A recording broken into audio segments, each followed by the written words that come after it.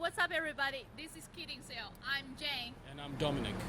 Nowadays, more and more foreigners come to China for different reasons, adventures, business, or even for jobs. So today we hit the street of Hangzhou, China to ask some people about their jobs.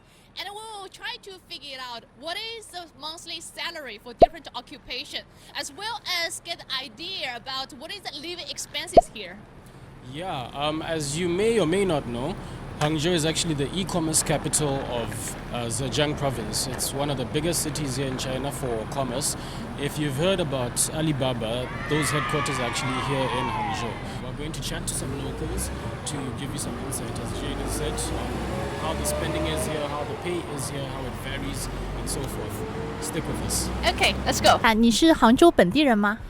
是的。不是本地人。新杭州人。新杭州人。我不是的。我不是的，我是这边工作的，然后在这边工作了2年左右。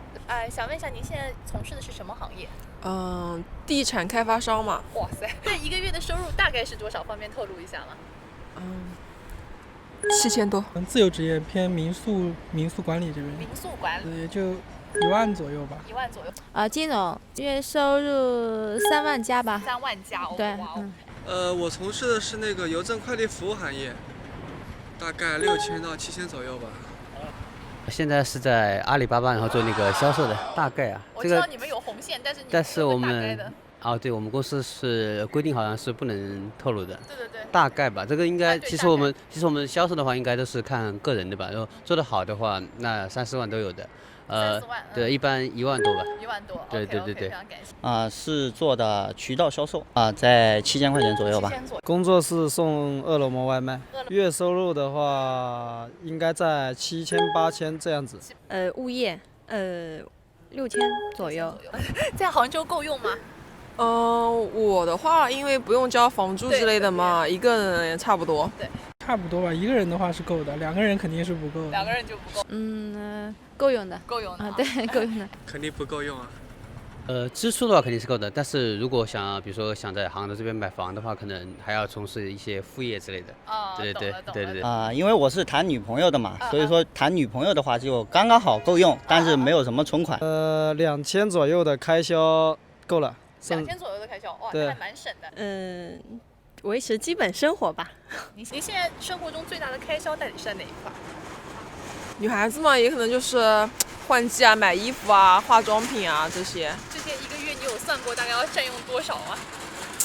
这个的话，如果说你不买那种奢侈品包啊或者鞋子的话，差不多占我的工资80%-90%吧。没什么太多开销吧，生活开销不多的，就因为我不太花嘛，如果就可能就双11这种花的比较多一点吧。购物上面花的比较多一点。对。就是车贷也是只是一部分吧，然后个人开销还有朋友来就招待费用这一块。招待费用比较多。对。主要支出主要在房租吧。房租大概多少钱？房租2000多吧。2000多一个月。对。应该是玩吧。玩的话在绝大多数，然后其他的话就是说吃的话很少，基本上开销都在玩上面。就是房租的话1000左右，然后那个吃的话是1000左右。那还有结余是吧？对。最大的开销的话，租房还有那个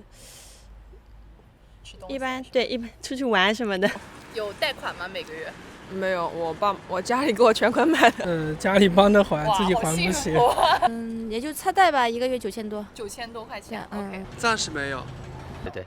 那您现在有买车买房的这个情况吗？打算吗？有打算，但是还没钱。还没有实施是吧？对。买车的话应该会吧，但是房的话可能还没有打算在这边买房。您现在在杭州有买车买房吗？那倒没有。有这个打算吗？我打算在老家买。在老家买一套。您现在有买车买房的打算吗？在杭州？有打算，但是目前还没买。想问一下，您在杭州，因为杭州本地人嘛，您对杭州的生活的评价是怎么样？总的感觉？可能是因为从小这边生活吧，没有太大的感觉。相对还可以吧，没有特别紧张。没有特别紧张的压力。